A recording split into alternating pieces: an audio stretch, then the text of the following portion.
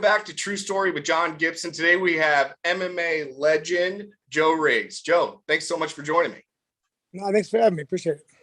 Man, completely my pleasure. Well, first and foremost, before I jump into your storied career and life, I mean, there's so much to cover. It'd be impossible to cover in one conversation. Let me just we'll start with right now. You know, how are you doing now? I know you coach, you contribute. You're obviously still an active fighter, bare knuckle, but what's kind of like a day in the life today like for Joe Riggs? Well, I just opened up a new gym because I moved to Montana 2 years ago, and I've had to move 2 locations because people here are just fickle. So I had to move to different locations. So just getting things moved up. You know, we don't have everything up yet. It's getting done. Yeah, thanks. It's getting done. But other than that, you know, I had a really hard time getting over the last fight. I'm still having a hard time with it, but you know, if you sit there and sulk on stuff for a while, then nothing gets better. You know, I see all your fights, man. I've seen all your fights for too many years, over a decade. Man, thank you for giving me, you know, all of it, sacrificing your body and everything you give. But yeah, that one was for sure a tough one. But you know what kind of gave me a little respect for him, and I just love to ask your opinion on this. Yeah. When he got sucker punched by Lombard, I became a fan of him because I didn't like him for fighting you. I'm always going to be on your side. But then I was like, I hate Lombard so much. I couldn't believe it. Oh, I fought him too. I mean, when you fight somebody, you share something that's undescribable that you share with somebody else. But, you know, go ahead and finish what you're saying. Yeah, no, it was just crazy. You know, you're still in really competitive fights. You know, you were the champion in bare knuckle. You won knockout of the year last year with Melvin Gillard. I mean, you were like more than in the mix. You're still a champion. Like, it's pretty amazing. Before I lost this fight, I mean, everybody's seen the Hector fight. You know, he broke my orbital when he threw that. I mean, any fighter knows when he's about to put away. I was about to win. I was about to win that fight, but it went the way the BKFC didn't want me to win for whatever, you know. It went the way it went. You know, I felt they called it a loss, but besides that, I lost when I fought for the M1 title in 2017. I mean, out of my last 20 fights, I've only lost one. You know, after our last fight with Chris Camozzi. So that's why this fight was bad. But you know, I mean, I hate NickDiaz. I really do. I mean, out of people I fight, but I was gonna get there. You know, you guys are forever linked. You know. Yeah, but I usually because one of my favorite people in the world is Chris Lytle. You know, I love him to death because you meet the best and the worst people in the sport. Yeah. And I never I've always prided myself on never being angry before I fight. Never, you know. But that's why I still don't like NickDiaz, but. Lorenzo Hunt is on another level, you know. Just he's pathological, but it not because he beat me, but I mean, it has nothing to do with that. It has nothing, but it's just the way things went, and I mean, you have to swallow a big load of shit, and then, you know, keep going. Yeah, I mean, you know, if anything else, like. Of course, it's the fight game. It's so tough, you know. It's like there's got to be one winner, there's got to be one loser. Yeah, like, and just that's the reason about why you know, specifically why I don't like him, because you brought up why when Hector hit him. Yeah. You know, I had to pull. I don't know why I had to be the one to pull him away. That was ridiculous. Every like Renzo's manager was there, Hector's manager was there, Dave Feldman was there. You know, everybody was there. I mean, and because I've looked back and watched it, and I've counted like one Mississippi. It was like 4 seconds before I pulled him away. Mm-hmm. And the reason why he didn't not fight back, because out of some, you know, honorable, you know, because he has respect. I mean, not like that. It just caught him off guard and rattled him. I mean, he didn't expect that to happen. You know, I mean, I had nothing to do with his character. I mean, and because afterwards, the way he conducted, I mean, just there wasn't. I mean, I can completely see the way anybody thinks, because I would think the same thing if you just didn't if you didn't react. Like, right, it looks like he wasn't the aggressor, and right. Yeah, he came in and I mean, because Hector's a kind of guy, you know, just like me. But I mean, I'm not like that, but somebody gets in my face, especially because he was upset at how the fight went, so he was already angry, and then it just Right. because he jumped up right in his face and just was, so it went like that. But he's the stuff that he's leading up to the fight, the personal things that he had said, like racist stuff that he would say, and I would just be like, is there anybody listening to this shit? And then he didn't make weight for the fight. That's and they announced him as, because when a week later Charles Oliveira didn't make weight and they took the belt from him. Took his belt away, right? Yeah. He wasn't. That was we were fighting for a vacant title. He was a cruiserweight champion, and they let him. Which he won. I don't want to. He won. That's what it is. But it's and then in the contract, 30% goes to the person who you're fighting if you don't miss weight. None of that shit happened. And then I'm a germaphobe. I'm a huge germaphobe, and he put that tomato in my face. After he was eating it, it came out of my flipping nose. I've never been more upset before a fight, and I was mentally exhausted. I found out the day of the fight that my management was managing him. I had no idea. Wow.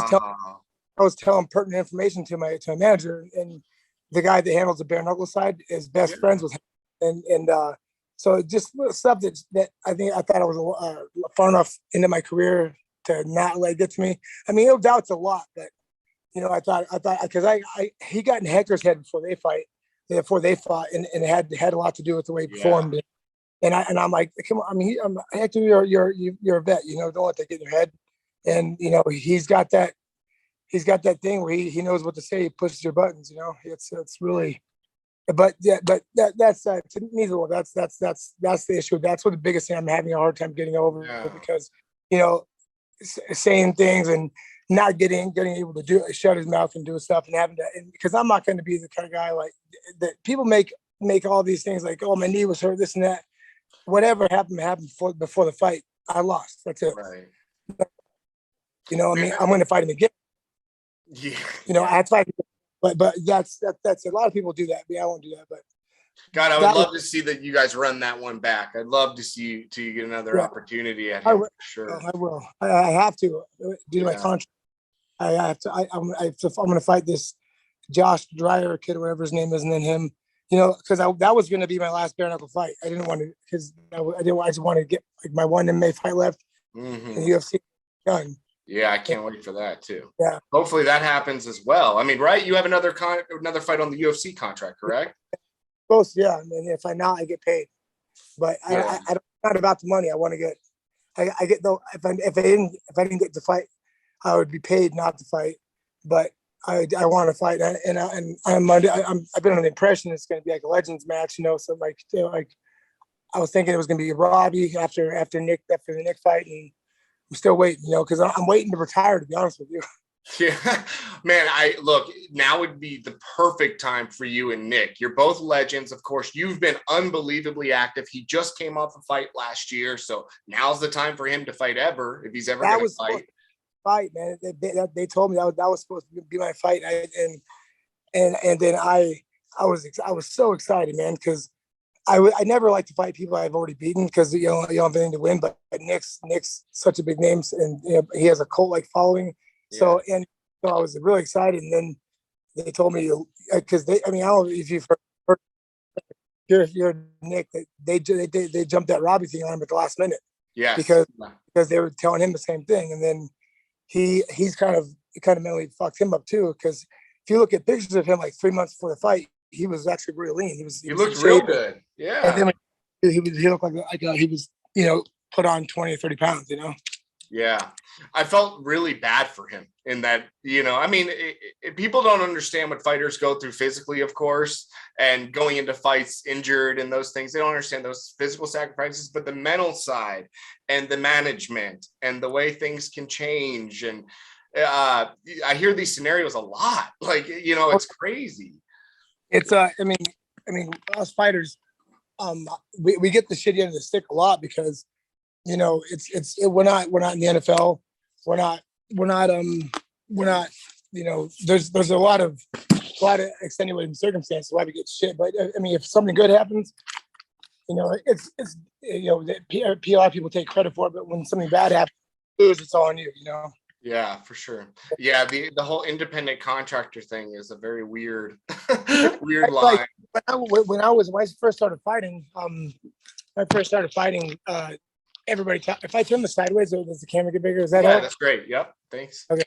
So when I first started fighting, they everybody always talked about union, getting a union, and like this is going to be the biggest sport in the world. And I was like, fucking, I mean, no, because I was 16 when I turned pro. I know you were a baby. Yeah. But yeah, I wish it did, because I remember when I fought Ron Stallings and I forget what UFC was in like 2016 or 17. Like there was a company there that was trying to organize a union, and during the USADA meeting, Dana said if he sees anybody talking to them, they're fucking gone. And there was two people. They got cut from the card, and then their contract was cut. Wow. So it's a shitty thing. Yeah, I mean, it's crazy. The sport's still young. It's like 30 years old. I mean, it was NHB, like when I remembered becoming right there, man. Like that's what I remember it. And then it became fighters ask me what this means. Really? Oh, man. Like, what does that mean? Like, man, it's what the sport is called. Guard, man. This is what this is. This is cage fighting, brother. Yeah. Well, let's talk a little bit about that, man. You were an amazing amateur boxer. You had like 54 and like 2 or something, like something crazy record, right? Yeah. Yeah, like an amazing amateur record. And you weren't like a prodigy at like 5 years old with mitts. You started like middle school, right? Yeah, I started boxing, wrestling like literally 2 days away from each other when I was 10. So that's amazing. So you amassed this awesome amateur career before you go pro at 16, which again, it's crazy now to think of, but back then you could do it. It was a new sport. If you were willing and could sign a waiver, you were in.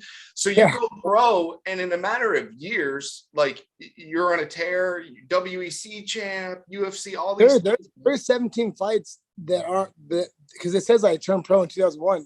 No, I turned pro in early 2000. Right. Because if it says how old I was when I turned pro, I was like, it says I was 18. No, I fought like I knocked out Keith Jardine like my 7th fight. I mean, it's That's one thing. A lot of things I've admired about you, but just your MMA career, I'll say 2 things. I've always admired the fact that you've always fought grown ass man. Like when you were young, man, you were like 22 fighting grown ass scary Matthews, scary men. And you were like the most resilient human I swear I've ever heard of. I think you're an X-Man. I think you're Wolverine. Like shooting your hand, the neck injury, all the things. Yeah. One of the things I pride myself on is the ability to take shit and keep moving forward. Whether it's physical or mental. I just I'm my child is kind of groomed me to do that. Nobody does that like you. So but to go back in time, man, what is it like now to reflect as a grown, as yourself as a grown man with 100+ fights in your rear view mirror? Like, what was it like fighting Matt Hughes? Being right there at the top. The older I get, the more I reflect on my life. I'm more emotional about stuff, and because I'm a father myself, and the Matt Hughes, especially when I fought Matt Hughes, I was training with him 3 weeks before, because I was the #1 contender. And I was going to get the winner of him and Carol Parisian, I think it was. And then Dana calls me when I'm like in the bar drinking like an idiot, and he's like, hey, if he can't fight, you're in. I'm like, what? I just fought Chris like a week ago. And then I can't make weight. And then he's like, well, you fucking better. And so in the gym, I wrecked Matt. I was just manhandling. Rich Franklin's a good friend of mine. He couldn't believe it, and I didn't really train with big names early until when I was with Arizona Combat Sports for the beginning of my career. Right. Well, the second part of my from the time I was 19 or 18 till I was 21, 22, they taught me a lot. But there was back in those days, I was the only guy in the UFC from Arizona. I don't mean to sound arrogant. I was the first person to bring high level MMA to Arizona, and then like looking back on that, it's just like when I fought Matt Hughes after training with him, it was actually it was before, it was after the Chris Idol fight, but I was training with him, and remember watching him throw tantrums, after practice, and I was like, holy shit! As I was young, I didn't really know. I mean, I'm just very physically gifted with some things, and then when I fought him, there was some things that happened, which I had a lot of mental problems with fights when I early in my career. I ducked quite a few big fights just because I mentally couldn't handle it. But when I fought Matt, I don't know if you remember a guy named Billy Rush. Do you remember him? He was straight. So I when I was younger, I would need I think it was because my wrestling coach died. I needed someone to look up to. A mentor, right? Yeah. Yeah. So Billy became that, and that's why I started living in Ohio. That's why I got rich. But Billy killed himself. God rest his soul. But he had a he had a big problem with alcohol. I mean, the worst case of alcoholism I've ever seen in my life. I mean, it was tragic. But leading up to that fight, myself, Horn, and because I think Jeremy was fighting Chael Sonnen and Billy. We had a couple other guys there.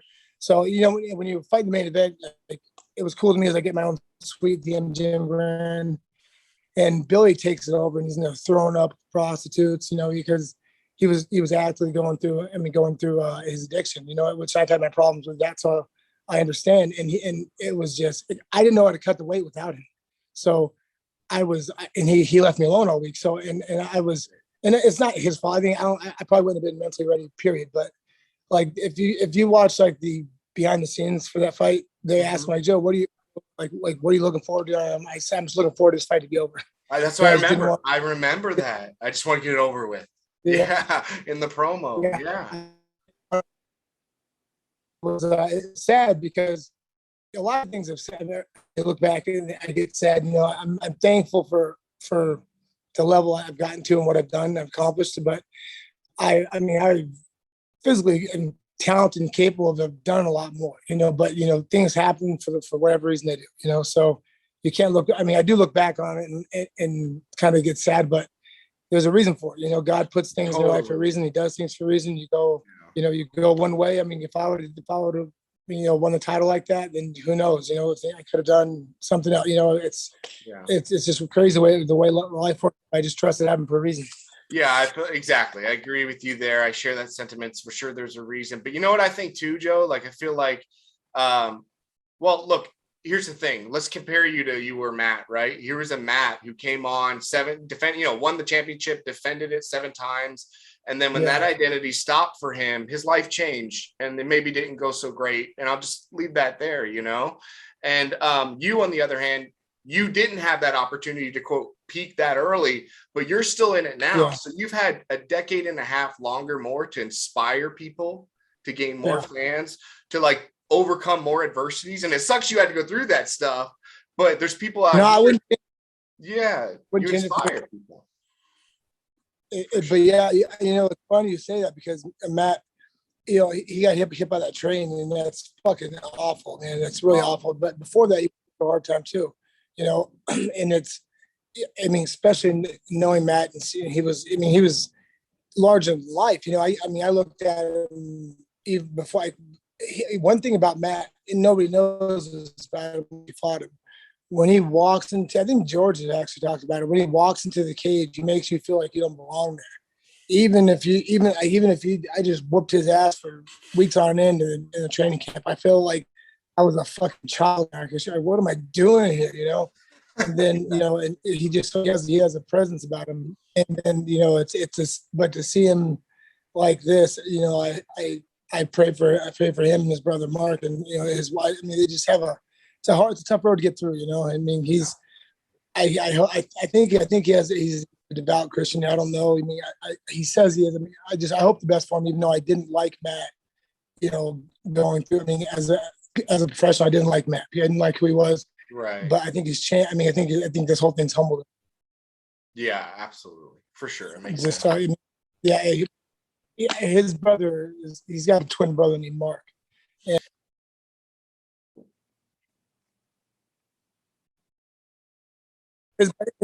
his brother Mark.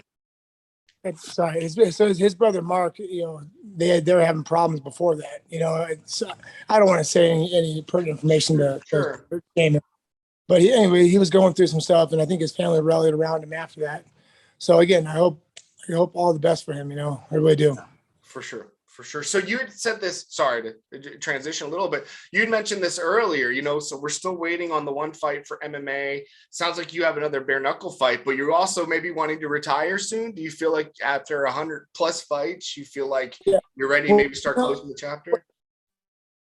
Yeah. The thing that sucks is because, people hit, your athletic peak different times in your life, so I peaked at 22, then I peaked again at 36. It was weird. And then when I was younger, I had back surgery, and then an infection went down to my ankle. It turned my body septic, and I almost died. I was in the hospital for a long time. Wow. I actually had a lot. I shrunk down to 150 pounds. Wow. It was crazy. My wife was on bed rest, son, and then she was pregnant with my son, and I was on bed rest because I had a PICC line for 5 months, and it was a shitty thing. So that being in my ankle, they said when I get older, I was going to feel that in my ankle, because I think I was 24 at the time.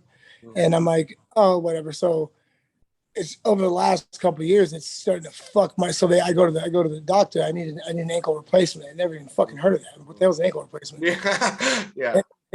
I look at the X-ray of my ankle, and so that infection had eaten away all my bones and tendons away. So I'm like, I got knee surgery before. It's crazy, but before I was supposed to fight Hector before, and I blew I completely ripped my ACL out, my LCL, and I had it's called a buck handle tear on your meniscus. So I had a really big surgery on that, and so I always used to brag that I never had any knee injuries, and then that happened. I know, but right? Yeah. My knee's fine. My knee's fine, but my ankle is what's giving me shit. I'm getting injections trying to put this off because I've always wanted to retire the way I want to. The good thing is money doesn't, I'm not, uber crazy rich, but I've saved half everything I've ever made, so congratulations. And I put it into an annuity. Yeah. Thank you. And then now I get, because every fighter wants, residual money, that's what because for a lot of fighters, it's like feast or famine, you get paid $100,000, fight for, so you get paid once, every quarter of fiscal year. And then, so you get a payment of a good amount of money. So, and it's, I'm thank God for my wife, because she made me do that. And I was at the time, I'm like, no, I could be taking this money and doing this and that. And, thank God. So yeah, so I'm glad I'm there. But so I'm not fighting for money because the biggest thing, I hate when people think that, I'm fighting to do that, because that's fucking, I'm not doing that at all. Yeah. But I can see why people could, because that's the saddest thing in the world for me to see, is to see people that used to have a really good, like Melvin Gillard. Melvin, I didn't want to fight him. It's because he is around the same age. You didn't look like the Melvin of old, that's for sure. You look like a totally different guy. And he got hurt pretty bad, and that sucked. So I feel really bad for that. I don't like to see that. I'm glad that I don't ever have to deal with that. But so the biggest thing is I want to end my career the way I want, and I don't want to be I don't think I'll ever be a surly guy about my life, because, fighting is a small aspect of my life. My life, my happiness is with my family. Yeah. And it'll just be a thing that can make me more happy. Your body, people being happy, people think it's going out doing these crazy stuff. All your body, your mind wants is peace. Yeah. And that's all I want, to be peaceful and happy, and do things the way I feel comfortable with, and then look back and smile at my life. That's all. You touched on something, and then maybe we'll close out there too. But another thing that I've always really admired about you, Joe, is through this crazy story career, your injuries, all these things that have come across your life, you've been married to the same woman for like 15 or more years, right? Like and a family man. Like that's, in today's age, that's hard enough. But in your life and in your business, it's impossible. It's unheard of. So congratulations there. But man, how do you? What is that? Yeah, what's the recipe? Well, the person I'm married to is 1 in a million. My wife is Never. I was her first boyfriend. Her brother was my best friend. Yeah, and he got into heroin, and so because we kind of drifted apart, and he got into heroin. I've known Lisa since she was 7 or 8, you know, and she was she was a chubby little girl. So I remember all of our friends making fun of her. I'm like, why would you let people talk to her? Because she was the sweetest little kid. Just wanting to like bring sandwiches, whatever. And I didn't see Lisa for 3 years, and she was only 15 at the time. I remember come over on my motorcycle, and she asked to go for a ride, and I did. I remember she was grabbing on me. It made me uncomfortable. She was so young, you know. But I didn't realize until later how her mind just does not work like that. Like she didn't even because she's grabbed. Even still, she doesn't think like that. Like she's never told me one lie our entire lives. You know, it's a hard thing to live up to. You know, she's the best person ever. You know, but besides that, we've been through ups and downs. You know, throughout our life. You know, we lost our son. That was super hard on her.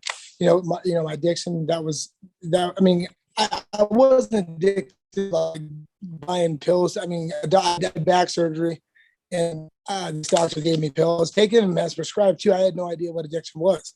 Physical addiction. I wasn't, you know, running around like back buttons, but addiction. So, and getting it off was hard. So, going through that sucked. But you know, what's funny is any relationship, any relationship with you know a gym owner or someone training or training partner.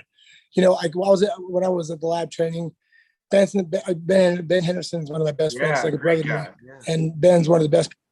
He is one of the best human beings on the planet. And when I meet somebody and they're married and I see them, they cheat on their wives, they're doing that stuff. I won't just to them, but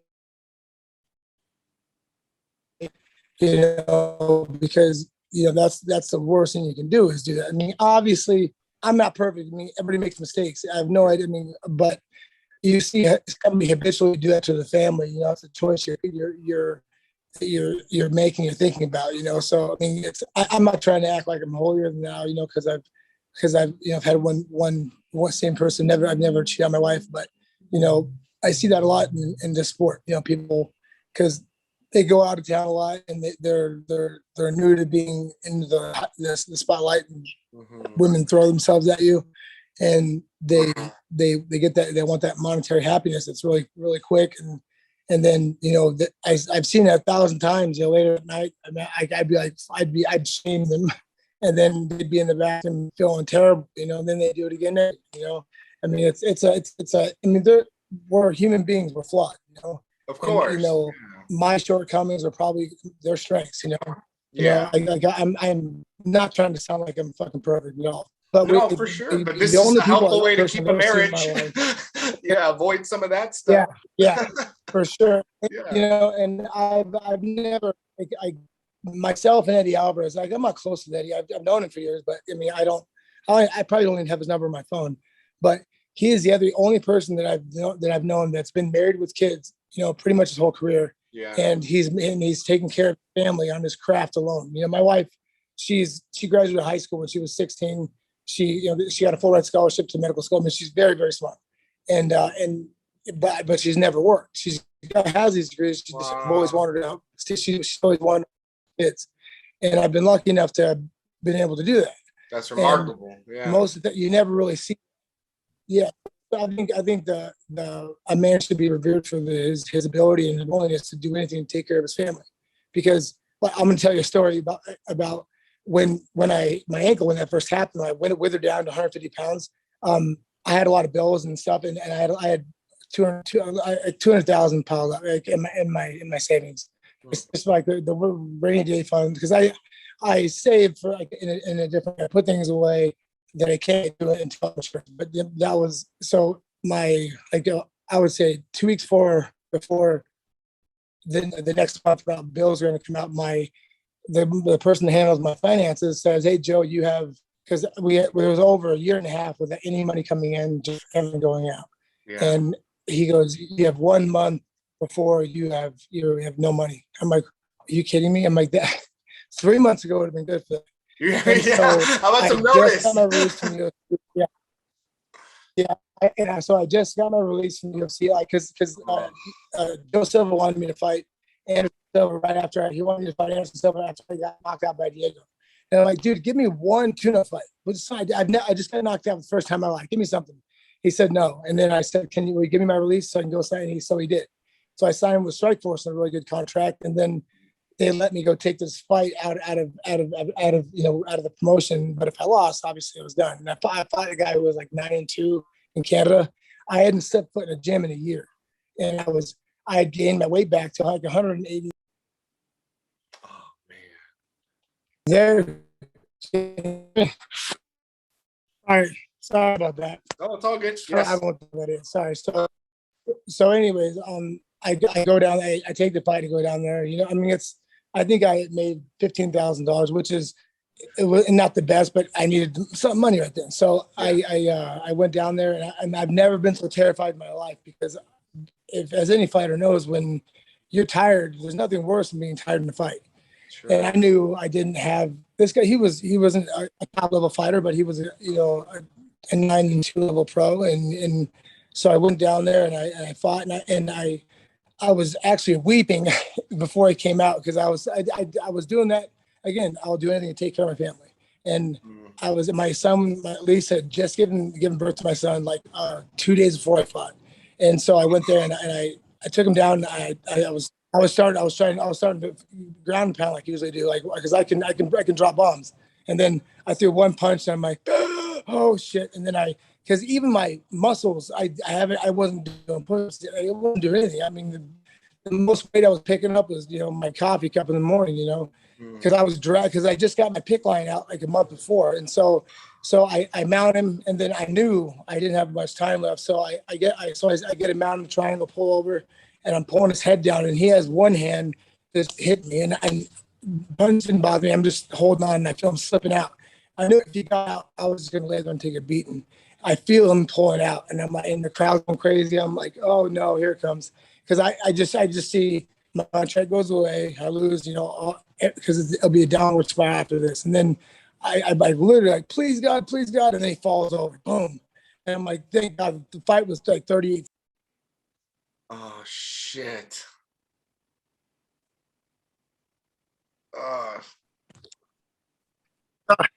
Sorry, dude. That was so exciting. I go, oh shit. Yeah. So I'm dragging myself up the fence, and then like, Joe doesn't look too good. And I didn't tell anybody that, because I didn't want him to know that. But yeah, I got emotional again, and they thought I got emotional because of the win. I mean, it wasn't that at all. I just was happy that the worst thing possible didn't happen. I didn't go as bad as it should have, But yeah, it's a shitty.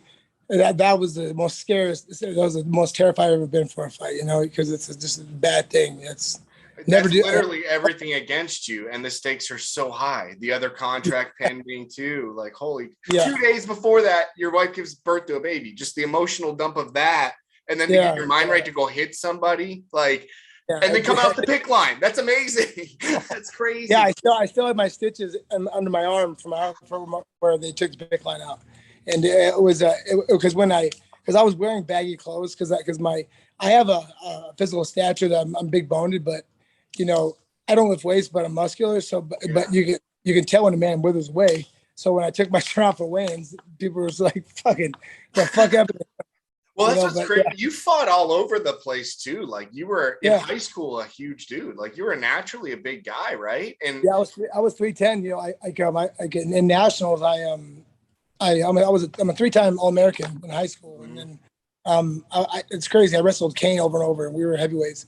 And Arizona boys, it's crazy. Yeah, but we would wrestle, and we would be in Fargo, and he would play second, lose to a guy named Steve Mocco, ended up being a 2-time national champion from Iowa. Yeah, and I would place fourth. I'd lose a guy because it'd be Steve Mocco, Kane, this guy Cole Conrad.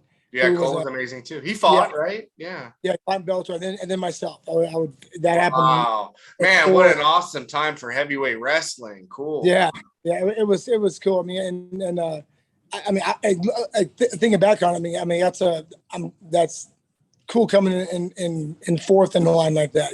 Yeah. Yeah, and because I got a scholarship because once in high school they found out they didn't diagnose me with dyslexia until I was a sophomore in high school. The school system failed me, and then I took an IQ test, and I have, besides having a speech impediment or I mumble, and I'm intelligent, so I got my good grades after that. But I was a two sport scholarship athlete for football and wrestling, and then I had a really good time because I was a fullback. I had a really good time football, and then I was wrestling. I wrestled 16 matches, and then I dropped out just because I wanted to fight. I had to go back later and pay for a degree, but it's it's a full-time job wrestling in college. Yeah, of course, yes, yeah. And So you have to pick the sport, and exactly, to focus, and Well, man, you also had a very unique journey in that you were able to make money at 16 fighting. So, like, who's gonna go to physics at 10 a.m. when like they can make 30K on Saturday? Like, I don't know, or whatever, Because when I went there, because the guy, it was a show called Rage in the Cage with a promoter named Roland Soria, which is a nice guy, but he's a promoter. Promoters, they try to make as much money as they can, like anybody else. So I go up there, and I bring like a resume, like, hey, I'm a 3-time Golden Glove champion. I'm an All-American, this and that. And then this was Thursday, and I'm 16 because he told me through because I emailed him. You can email back then. Yeah. I mean, because it's like 2000, and my dad to sign. He goes, "You want to fight Saturday?" And I'm like, "Oh, okay." So I fought Saturday. I fought a guy that was 6-2 as a pro. He was 34, and I was 16. That's and crazy. I beat the fuck out of him. Good, man. Yeah. And I remember after the fight, it was the best feeling I ever had. And then he was in the locker room crying, saying that, bashed himself. I'm a pussy. And I'm like, I as a kid, I'm like, wow. I'm like, hey, it's okay, man. But now looking back on it, man, guy, that's a tough cookie to crack. That sucks, losing to a child. Because I didn't just. I mean, I dropped the bows on. I realized I had a knack for hitting people on the ground, because I dropped them to the straight left, and then just because I didn't know. Like, the first time I lost to a guy named Homer Moore, who was already fought in the UFC. He was, I think it was like my 8th fight, and he had beaten Evan Tanner in the UFC. Wow. He wrestled in the Olympics. Wow. And so I was a wrestler and boxer. I wrestled, and I was, I wasn't the elite level wrestler, but I was good. So yeah. I didn't know jiu-jitsu. I only been doing I would do jiu-jitsu, but I was on top people, so I wasn't going to fight back. I wasn't really working on my guard. So when he took me down, he mounted me with my feet straight, and he fucking beat the shit out of me for 4 minutes and 50 seconds for 3 rounds. He just swelled my face. I mean, I was in the bathroom like, oh, never again. Yeah, right. Yeah. Like I that almost ended me not fighting again, because the ref should have stopped that fight. Like, he just beat the fuck out of him, and he ended up broke both orbitals. Oh, and God. I looked terrible. And then I ended up beating him, knocking him out 3 years later. But good, thank God. But it was because I had to do that because I have to fight Lorenzo Hunt again, because I was actually afraid of that guy, because he beat me up so bad. Right. But the way I felt, it was kind of a similar feeling. So it's I overcame that. I did not want to fight him again. I forced myself to fight him again, but it's a crazy thing. And he actually fought Chael Sonnen, and if you want to Google this guy, I will. Yeah, Homer, right? I think that's on my record. There's 2 fights on there. So, anyways, he fought Chael Sonnen in Rumble in the Rock, and he beats Chael 3 up, 3 down. But it was really boring. He just kept picking up, taking him down, Yeah. And then they go back later in that night. They go to his hotel room like 5 hours later. Said, "Hey, we reviewed the fight. We're reversing the decision."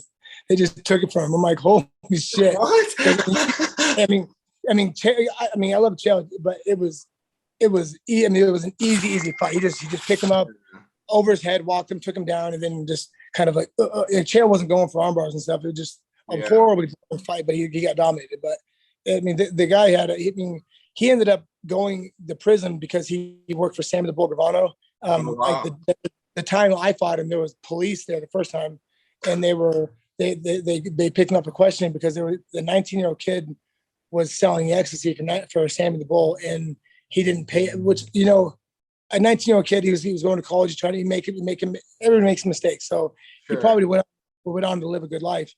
Homer choked him from behind, choked him and killed him. Put it in, and they didn't. And he was in jail for 3 years, just like 5 years ago for this, and they let him out, lack of evidence. And because he admitted this to me later on in life, I mean, he was really paranoid. He was like whispering, and he told me exactly how it happened. So I called the police and like, hey, I'll testify. He straight told me this, and I don't know for what happened. They dropped it and let him go. It was fucking nuts. But I feel bad for that family. Yeah, it's because right when Sammy got arrested, it was all that whole conglomerate in Arizona. He was doing, because that's where Sammy got arrested too. He was arrested in Arizona. Yeah. So wow, man, what a scary guy that he's out there walking around. Yeah, he's got HIV now, so okay, not the same. Really, yeah. Crazy. Yeah. And you're right, a 19-year-old kid, a rear naked, man, poor guy. He would have gone on to live his life, like who knows, right? I mean, he was in college, because I listened to his poor father, making plea. He didn't know his son was selling drugs, but his son was independent, didn't want to ask his father for money. He was obviously doing that on the side to make money, and then. So Homer said that the kid was saying that he had, because I called the police immediately because the guy just admitted to murder. Yeah. And I didn't get called back for years. And then he said that somebody had robbed him, which I 100% believe. It was something like, I don't know, I've never done ecstasy, so I don't know how much it cost. He said it was 300 pills of ecstasy. And so for a life to be lost for that is sad, and to take that life. Essentially, he's a sociopath, because he's able to go to sleep, live his life like that. If I killed somebody, if I killed somebody other than defending my family, I would, die of guilt probably, it'd be horrible. Yeah, of course. Yeah. So, it would break you. You wouldn't be the same for sure. If I killed somebody in the ring, I would never fight again, Right. I wouldn't be, I would think anybody with a conscience wouldn't be able to do either, right. Some people, I know I shouldn't say it. Some people just look at a different mentality. I'm kind of, I think about things too much. I think if I did try to fight, I just I don't know if you know Boom Boom Mancini is. He's a boxer. Yeah, I love old Boom Boom. I mean, I was a big fan of him growing up. Yeah. Yeah, I mean, I'm a huge historian of boxing. So I know everything about that story. He never fought again after he killed that guy, and that guy left because he was from Korea. He left his last will and testaments in the locker room. Was if he didn't win, he was going to die. And that referee should have been charged for that guy's murder. That was crazy because it kept going and going. Yeah. Boom. Ray looked at the ref and he was like, "What do you want me to do to this guy?" I remember I fought this guy Alex Steebling in the WC, and I remember I kept cracking him like that, and I was hitting him over and over, and I would wake him up after I'd hit him over and over. Wow. Have you ever seen that fight? Yeah. I have to rewatch it though now. It's fucking. He was in the hospital for 8 days. It's wow. horrible. I became good friends with Alex. Alex, the guy was in his corner. He never spoke to him again because he said, "Why wouldn't you throw in the towel?" Because it was bad. It was really bad. I've never seen somebody get woken back up with a punch more than 6 times. I've seen it happen once maybe, but again at the end of the first round, I would hit him, wake him back up, hit him, wait, and Josh Rosenthal is right there. Then you see my corner yelling. Rosenthal used to let it go too. Yeah. And what's crazy, I fought Kazuo Masaki 4 years, 5 or 6 years later at the Playboy Mansion in Strikeforce, and I dropped Kazuo with the left hand, boom, and then I high kick him, and Kazuo, I don't know if you know who Kazuo Masaki is, but Kazuo Masaki was the Pride Bushido tournament champion. Oh wow! He's if you Google him, he's really good. So it was in the second round. I won the first round. In the second round, so he hits me in the forehead, boom. There was a bubble in the mat in Strikeforce. I stumbled over it. And it was a good shot. I'm not saying it wasn't. And then I go back in to shoot on him. And then he sprawled, so I wasn't going to get it. So I pulled back in the guard, and he was postured up doing this. Nothing hard. I was just covering, waiting for him to stop. Because if I let go, if I would have left to go to pull him up, then he would hit me. The only time any of those punches hit me is when Josh jumps in and moves my hand out of the way, and then he hits me 3 times. And so, and it was,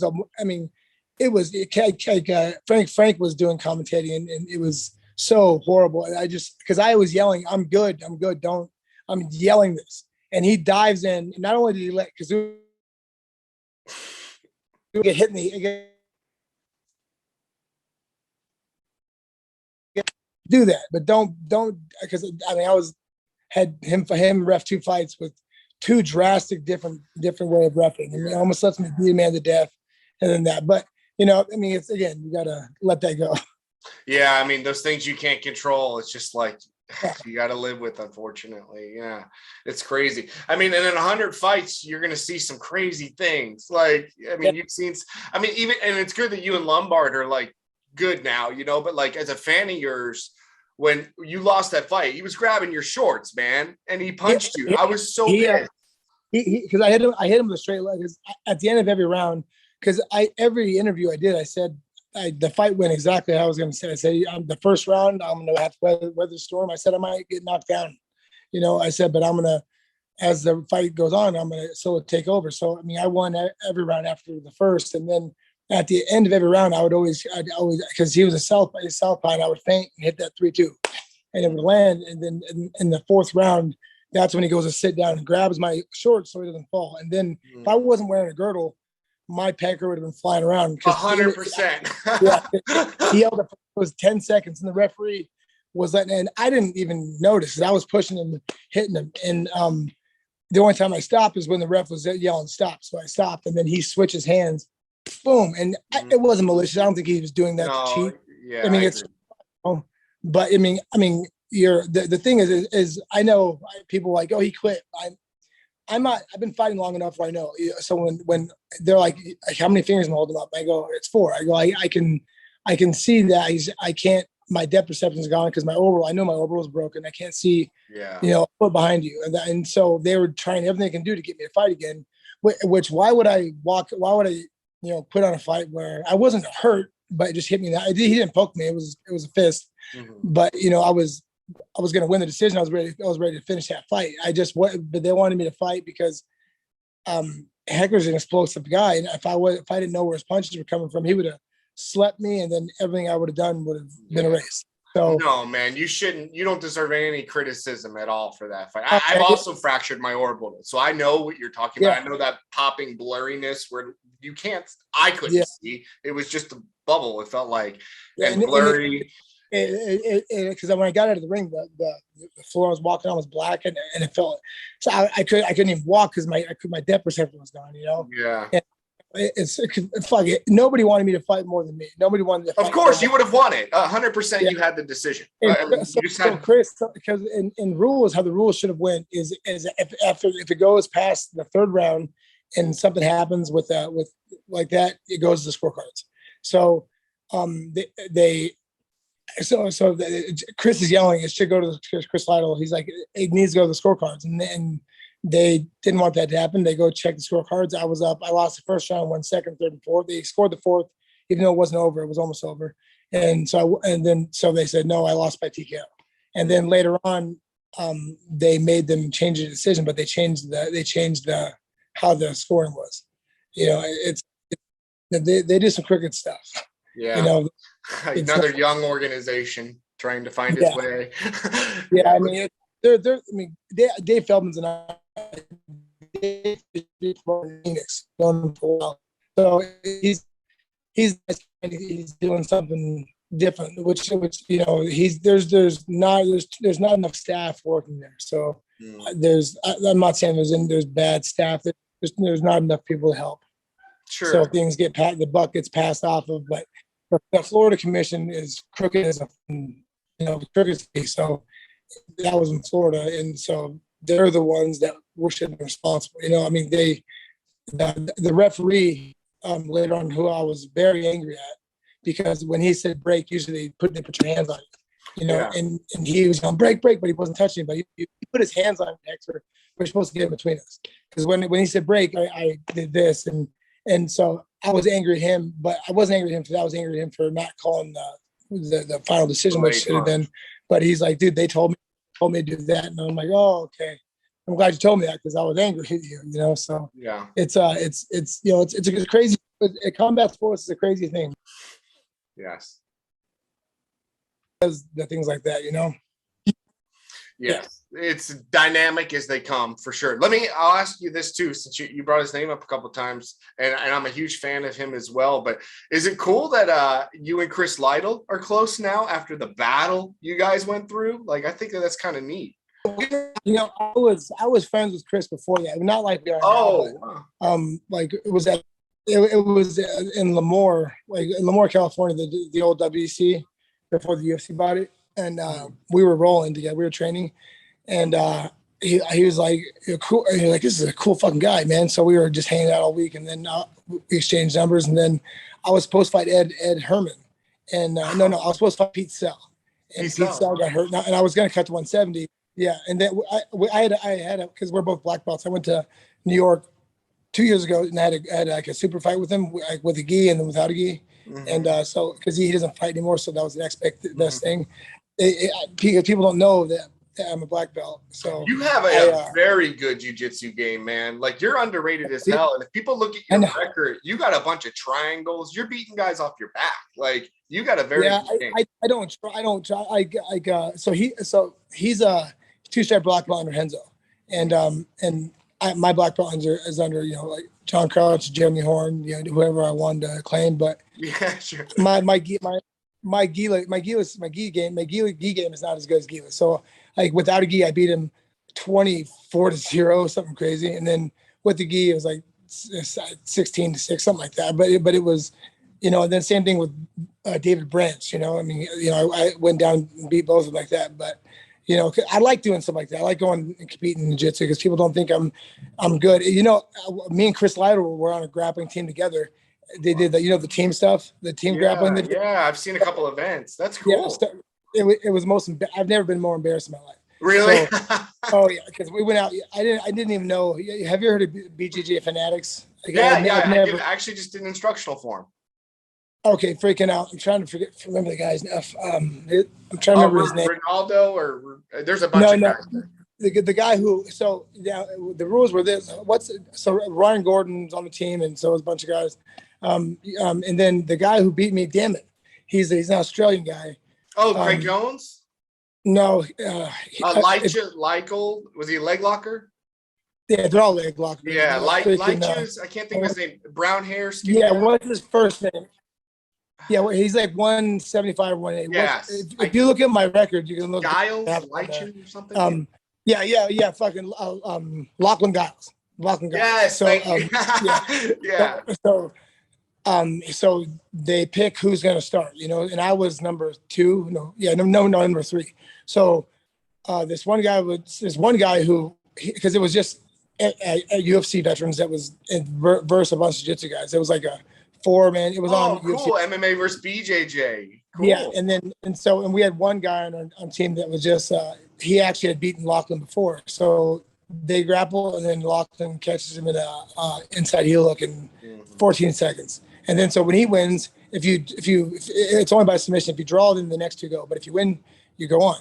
So then next was Chris Lytle. He catches Chris in an ankle lock in 16 seconds. And then I was next, and because it goes five minutes, I was winning. I wasn't going to submit him, but he catches me in an armbar with 3-4 seconds left. And I was like, and then he goes against Rico next. He beats Rico in third. Sounds like he had a great day. Yeah. So after that, Lachlan kind of blew up. That was like 3 years ago. Yeah. But it's because he's a leg locker. So exactly. I'm really good at defending leg locks. Yeah. Not once they get it. Because once they get it, you're fucked. So I make sure I don't get into it. So it's scary playing leg locks. You don't. It's a complex game now. But it's crazy. Things just in MMA, like when calf kicks changed the landscape of MMA. Just that, I remember Trevor and Todd Lowry from Arizona Combat Sports. They were trying to get me to start calf kicking. This is back in 2004, and I'm like, no. I'm like, it's like that just seems a little bit like that's dumb. And later on, it changes everything. It's crazy how one thing changed everything. So that's somebody kicks your calf, you're fucked. Totally. You know what's funny? You made me, this is such a weird, obscure fan thing to say, but dude, your episode of Bully Beatdown, you came out in the sparring section and not the grappling, but yeah, sparring. And I think when you approached the guy, you nailed him with like this low inside kick and totally messed up his balance and went in for a straight or something. But you hit him like twice with that low kick. And I remember thinking to myself, shit, if I'm ever in a fight, I'm gonna go for a low inside kick. I was like, damn. If you look at someone's weight and it's more dispersed on the lead leg, which people don't know in fights like that. You plant that because what is I threw? Because I'm a southpaw, so I throw inside kicks and I throw that right hook, boom. I throw a kick and it's back to the lead hook. And I would, like when I fought Phil Baroni, I would throw a knee and then I'd throw the hook off there. I mean, it works. I mean, it's like I forget what. There's a guy that just was putting stuff on YouTube of Bully Beatdown. I forget his name. He contacted me, like Steven Strangles. He's a nice guy. He did like he does good videos. Yeah. Yeah. So because he contacted me and he's a smart guy and he's actually knows what he's talking about. But I did three episodes of Bully Beatdown. Oh really? And, yes. And but it was one of them was one of the guys didn't one of the pros didn't it was Thomas Denny, after he did that, he was supposed to do another one. They're like, no, he's fucking ridiculous because he Thomas Denny didn't get the guys anything. He didn't submit the guy once. He didn't finish the guy. so when I went to the guy, I kept picking if you've noticed in that episode, all I did is outside trips because they said make sure he makes it to the second round because I kept doing big lifts and slams. Suplex because I was and so but when it got to the second round they said do it because they keep put headgear on, they put 18-ounce gloves on me and I was cracking them hard. I mean I was hitting them hard and because people say that stuff's not real. I mean some of them wasn't real. Surprisingly that one was real. That guy was real, but I mean he's pretty tough, man. He took a lot more than I would have. That's for damn sure. I hard. I hit him real. I wasn't pulling anything. I was hitting him hard. They tell like you like because I've seen it a couple times. I think it was like a yell in the cage, which I was embarrassed about. But but you can tell the sincerity of somebody of the bullies because I was in high school. I picked on people who picked on people. I mean, I didn't pick on them. I protected people. I hated people who bully people, so, I really wanted to be that. They paid me $1,500. It was nothing, but it was the exposure and it was something cool. Cause I love that show just even being a fan. It was a great premise, but I wish they brought that back because that was really fun. I love the premise of that show. Like, I agree. I loved it. I was a fan of the show, but I also like those guys like you need to exist. Like, and in a world today where like it's really easy to get sued and charges pressed and go to jail for assault. No, we still need to have tough guys. Like, we got to have it. Like, the bottom line is you have to be able to protect your family, yourself, and like that has to be able to exist. You're exactly. I listened to. I went to. Speaking of, I'm sure you know Jordan Peterson. I love that guy. Yeah. Yeah, I went and seen him speak twice, and cool.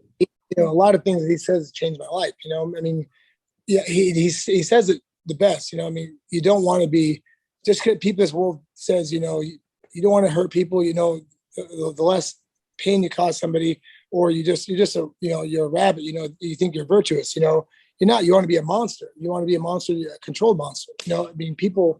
Women like to, take apart meek men like that. They like to be with men that are monsters and they control that. Like Beauty and the Beast is as old as time. It's not just that. It's a metaphor. It's a real parable. She liked the beast that was able to kind of refine himself and control himself. And that's what I'll be honest. I've been in quite a few street fights as a pro fighter. More than quite a few. And I've never started one. I've never done right. It. But this guy came into my gym like 8 months ago and wanted to bare knuckle box me, and it was online. Did you ever see that? Yeah, dude, you were kind to him. You were very kind to that guy. Yeah, people. I don't read things. People were saying mean things. I guess like they're like he's retarded or something like that. And he had been coming into my gym for a fucking year and just saying stupid stuff I can let go, hey, let's go. And then the day he came in he's like, hey, I got shit to do. Let's fucking get in there. And I'm like, you don't box, you don't spar bare knuckle. I'm like, I have pros here, I have amateurs. I'm like, go do what you want. And he's like, and my wife is tired of him. She goes, come here. And then he comes out, goes in, he goes, if you want to keep coming in, you need to pay your dues. And he goes, fuck you, I need to pay anything. That's the only reason I let him in the ring. And he had said he had 200 amateur boxing matches. So when I heard that, I'm like, I was this close to start busting him up right there. But I'm like, oh, no, I'll give him what he wants to. And I thought he was good because of the things he had said. So just his short walk to me, I realized he lied.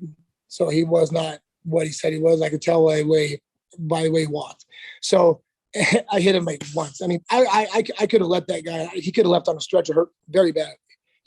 I just was teaching him not to do that. I saw how, he said he wasn't retarded. He owns a business here in town. He actually, he didn't look that way at all.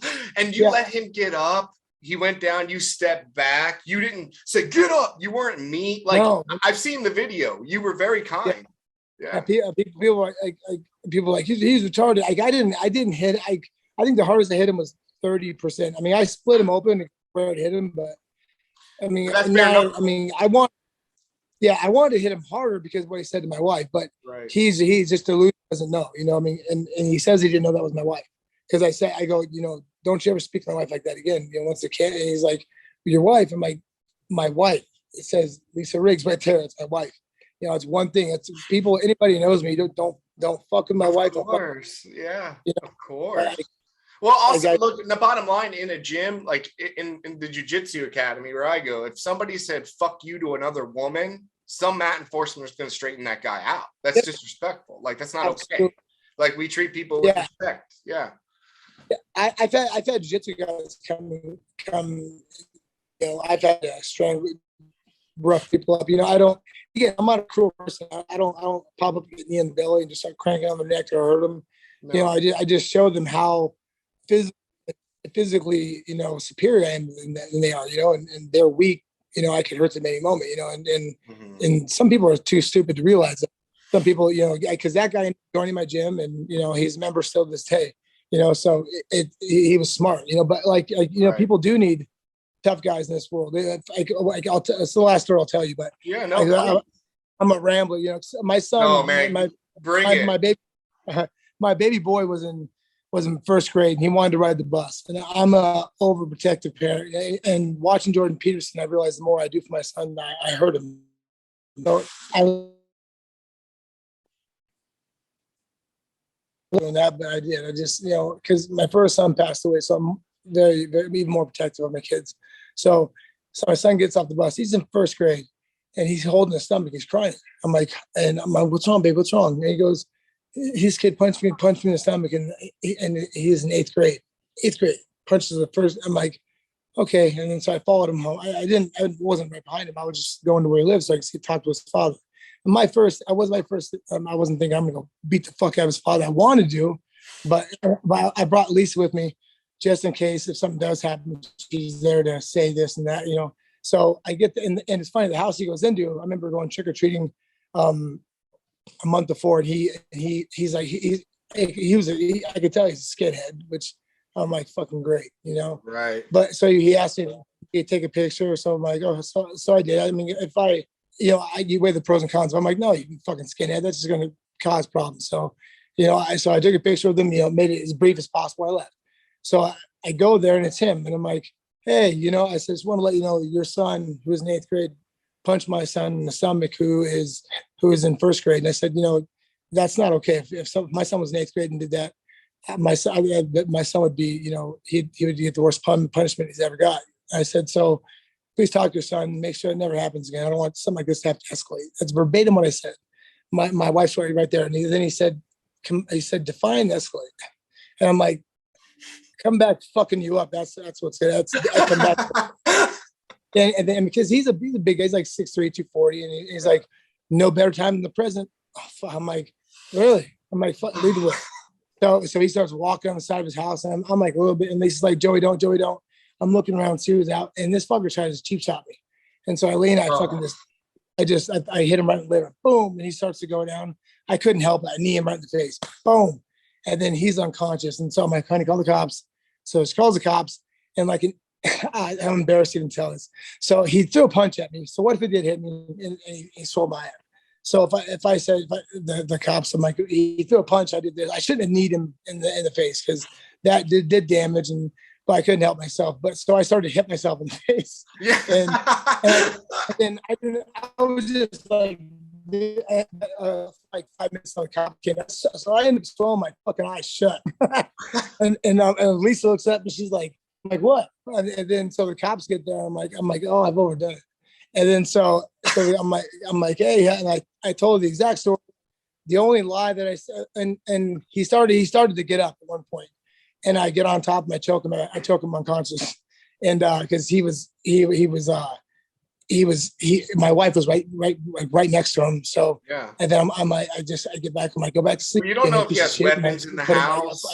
You don't know. Yeah. If it stood up, I would have had to do it again. I would have had to knock him out.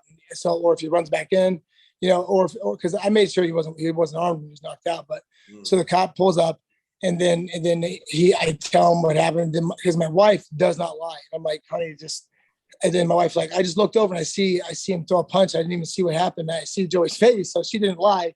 But then and I tried not to directly lie. I just was like, look at my eye, I threw a punch, and then so I hit him in the liver and I kneed him. Then he went down, and then the cop puts him in cuffs, like, what the fuck's wrong with you starting to fight with the pro fighter? Drags him in the car, and I pressed charges on him. I pressed charges on him.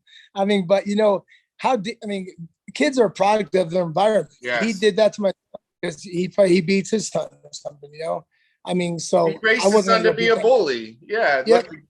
Yeah. Like that's an extreme to beat up on a little boy. I mean, that's crazy. That's my baby. I love my son more than my life itself. I mean, when I saw him because I'm an emotional guy, I saw him, I fucking cried. I'm like, fucking, oh my God. And then, I wanted to beat him the second I saw it, but me saying that, because he could have taken that, like, let's not have this escalate with the kids. He could have taken it anyway. I did mean it like that. I did mean it like, let's not have me come over here and get worse. But he had to take it right there, like define escalate. So you should just kept your mouth shut. You were in the wrong. Go do what you should have done before and parent your child, and then you wouldn't have woken up in a stoop on the ground. I mean, it's there's been many things like that since in my life that I do, because I don't like, people get it twisted that pro fighters won't fight on the street. I mean, I'll never start a fight, but if someone goes out of the way to do something to me or my family, then they can't walk away from it. Yeah. It strikes a nerve with me. So it should. That's how it should be. That's our job as fathers. I mean, honestly, it's our job to protect our families. That's it. I mean, and nowadays you're looked. I mean, I don't make any bones about it. I have this. I have the don't tread on me sign. It's not a secret. I'm a conservative, but I'm not that's just because that's my political views.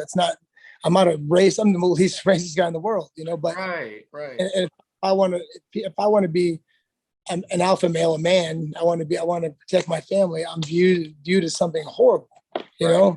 I can be a monster, but I'm not, I'm a very nice guy. A big problem of mine I have my whole life.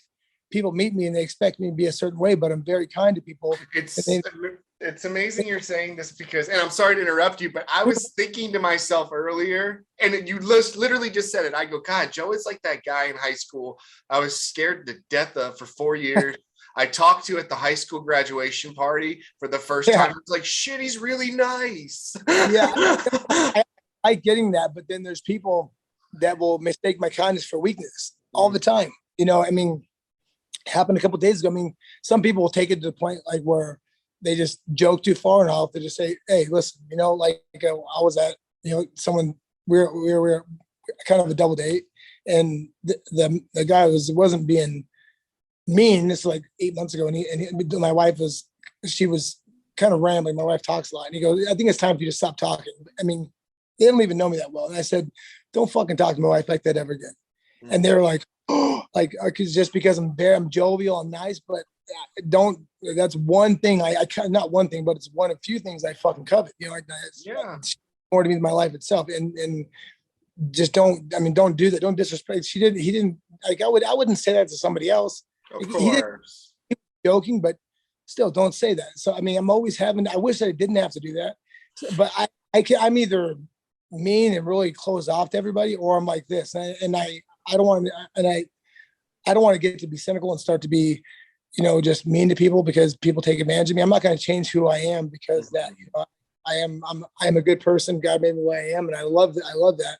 You know, it sucks that people take advantage like that, but you know, because I've had a lot of money taken from me throughout my life like that, because, you know, managers have asked to borrow, you know, $500,000 and say be paying back in a week with 20% interest. And I'm, makes sense. And they just fuck me over, you know, and then like, Joey, you got to stop doing it. And then, so I stopped doing things like that, but I made the decision because I was going to I'm just going to be a fucking dick, you know, but then I'm not going to do that. But I am more cautious. I'm going to be nice to everybody, because that's a lot. When somebody meets me for the first time and they're like, you're a really nice guy. I was, because I don't look like a nice guy. And I understand that. I understand I don't look like the nicest guy, but when you meet me, I am. I'm like, being humble and kind is the best. Someone called me that is the best compliment I can ever get. You know, that is the best thing I can ever get. So because pro fighters, if they're arrogant and mean, and because I see it all the time, they start to get popular because to snub somebody makes them feel more powerful. Or that's just, I don't know. That's something I understand, but I'll never change who I am. It doesn't matter. I'm glad you saw that too. I am a nice guy. Yeah, I was literally thinking that in my mind as you said it. Like, yeah, and you know, it's crazy because, and it's hard to think of yourself this way, but like you've achieved a lot. You know, a lot of people will never understand the walk you've walked. Like we won't get it. You know, like we'll never understand it. You know, so, and then for you to come out of it and actually still be, there's so few fighters too are like grateful and like happy and content and cherish their wives. Right. You know, like they're pretty bitter, you know, and a lot of them have every reason to be. They give their body for little in return sometimes, and then managers steal from them, crazy things. So I think you have to, because I've been in this game for a long time, so I've seen the good, bad, the ugly, and the worst. You know, so it's I mean, you have to, but again, like I said, you meet the best people in the sport and you meet the worst, you know, and you have to, and just like in life, you know, there's something special about the sport that people are attracted to. And, you know, just like anybody else, the people that would take advantage of people on a daily basis will try to take advantage of anybody. So you just have to take that, you know, my body's busted up, but you know, I wouldn't change anything in my life. Nothing. The worst thing that's ever happened. You know, I mean, I should have died when I accidentally shot myself. You know, and then it was. I mean, at the time, it was really horrible going through that, especially taking painkillers in my life and not taking anything. I mean, all that sucks. But you know, through a lot of, you know, through the worst pain of your life, you grow exponentially as a human being. You know, people don't realize that through suffering you grow. And fuck, have I suffered, man? I've suffered, but I'm a better man than I was 2 days ago, and I'll try to be better, 1% better every day. Just not anything, just being a better human. Yeah, that's the biggest thing. Like my wife, that's how I was my wife. She's always pecking at me, but you know, if she didn't do that, I wouldn't be I wouldn't be who I am today if it wasn't for my wife. My wife is everything. I'm the same, man. Yeah, I get it. Yeah, I mean, the ones that are lucky, like as I see people, they date the wrong women. But that's the thing is when you find the right one, like people say women screw people up in sports. Yeah, they do, but the wrong people. You know, my wife has been with pretty much since I've been fighting, and she's been the best thing for me. You know, when I'm, you know, after I lost my last fight, you know, I was just devastated. You know, and she. You know, there's ups and downs, you know, and she's been there through the peaks and valleys, and I'm so grateful for it. You know, it's you know, if any fighters are watching this that are coming up or in the middle of this, and just look for women that are going to help you push towards your dream and aren't going to, when you get to the top, aren't going to, you know, be jealous or spiteful for you. Or, I mean, I'm sure everybody gets jealous, but you know, they're going to see the big picture. And also in turn, just make sure they know that you make sure you show them that they're the most important thing to you. You know, don't give them the reason to be jealous. You know, I mean, and don't go. Like I never went out. I mean, I went out to after parties when I paid for them. But you know, when I fly the Playboy Mansion 2 or 3 times, I brought my wife with me. You know, that's what you do. I mean, but I mean, again, fucking, I don't never want to come off like I'm fucking holier than that. Right. Just a little advice: just be careful who you get involved with. No matter who it is in the sport, you know, the people closest to you make the biggest impact in your life. Yeah. No, awesome advice, man. Joe, this has been great. Like, honestly, you have so much to give. Like, you got so much wisdom, and like, again, what an awesome life. Thank you for finding the time today. This has been amazing. Oh man, my pleasure, man. I love it's rare you get to talk to, you know, good old school fight fans that actually know what they're talking about, and good people, man. So I appreciate being on. Man, again, my pleasure. Thank you so much. And we'll certainly be in touch. One last question: if people want to reach out, what's the best place? Like Instagram, Facebook? I don't run. I mean, I have an Instagram. It's like the Real Diesel or something like that. It's got a blue check on it. I don't know. That's all I know. I mean, it's I'm sorry. No worries. And I can include the link on here for people too. Just if they want to reach out or fan stuff, to tell everybody, but for everybody to tell them, like I did, how important you are. What's the best place to reach you?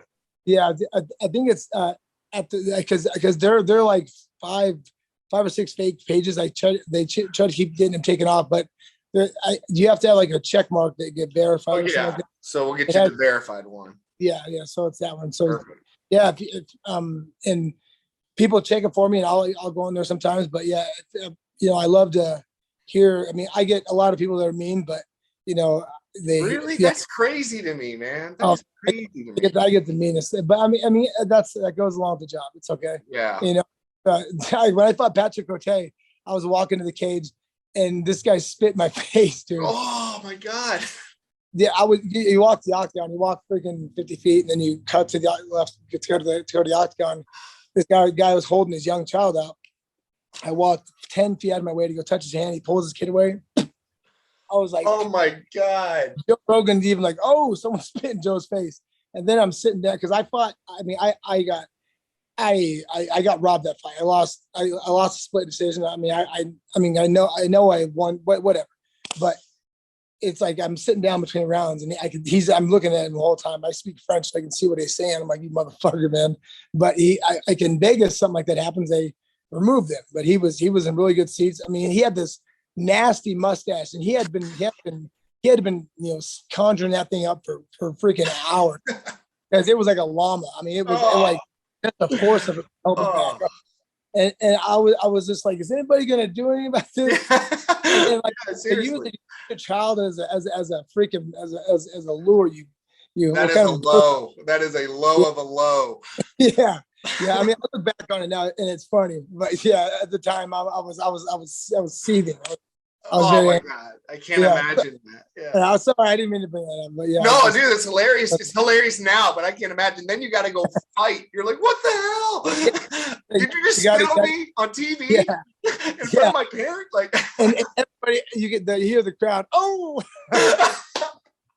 yeah, what a life, Joe! What an amazing life. It's amazing. If you ever wanted to know the interview, because I've led an interesting life, you know, and I could go on for hours, man. But yeah, if you ever want to do an interview again, let me know, man. You're a breath of fresh air. Awesome, man. Thank you so much. You made my day. Again, this is a true story. John Gibson today. Guest Joe Riggs. Thanks, Joe. Thanks for having me on. Appreciate it.